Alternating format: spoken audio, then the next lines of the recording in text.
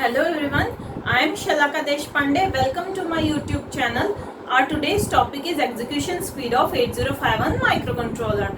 Now in the previous lecture we have discussed that clock frequency is responsible for execution speed of any processor controller. Okay, so if you increase the clock frequency,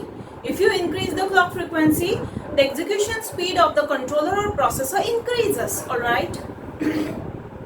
Now suppose there is one program memory, and program is generally stored in the program memory, means all the instructions of the programs are also stored in the program memory, correct? So when microcontroller fetches the instruction from program memory, so the sequence is fetch, decode and execute.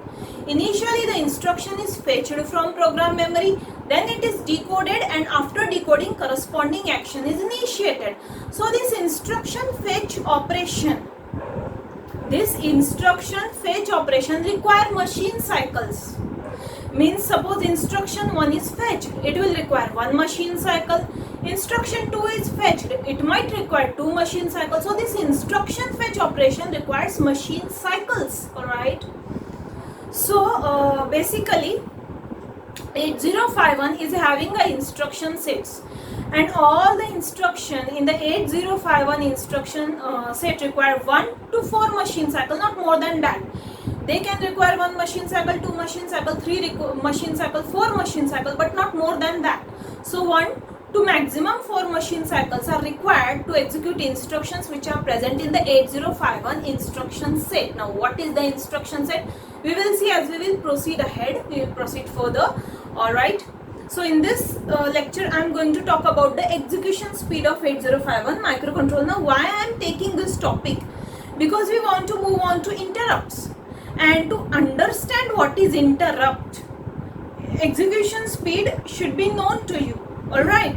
Now can you see this diagram on the board? This is machine cycle. Then it shows a relationship between machine cycle, T states and the clock pulses. Alright. So in 8051 microcontroller, one machine cycle consists of the 6 T states. Alright. One machine cycle consists of the 6 T states in the 8051 microcontroller.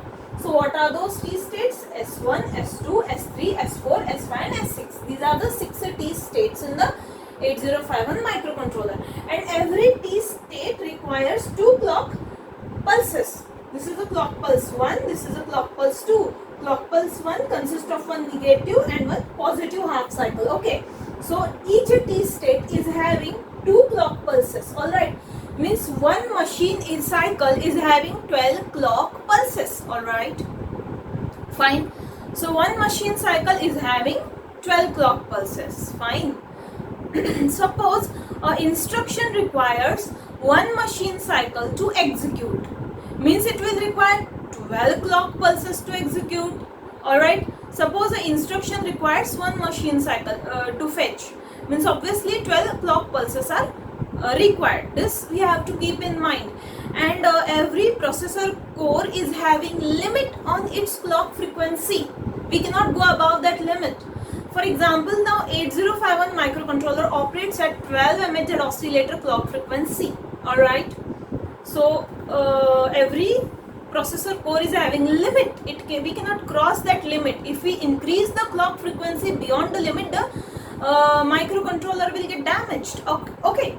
So here all I want to say is, now what is the time required to fetch one instruction? Now you see that the oscillator frequency required by 8051, clock frequency required by 8051 is 12 MHz. Alright. And it requires one machine cycle to fetch an instruction, means 12 clock cycles to fetch one instruction. So how do we calculate a time? See, first it will be 12 clock cycles divided by 12 MHz. Alright, 12 will be cancelled with 12, we will have 1.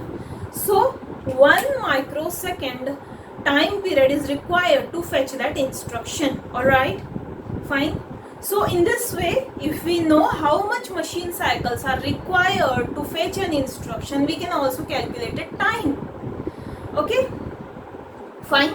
So this was about the execution speed of 8051 microcontroller. I hope you liked the video. Please like, share and subscribe my channel. And if you have any doubt, you can ask me in the comment section below. Thank you for watching. Bye bye.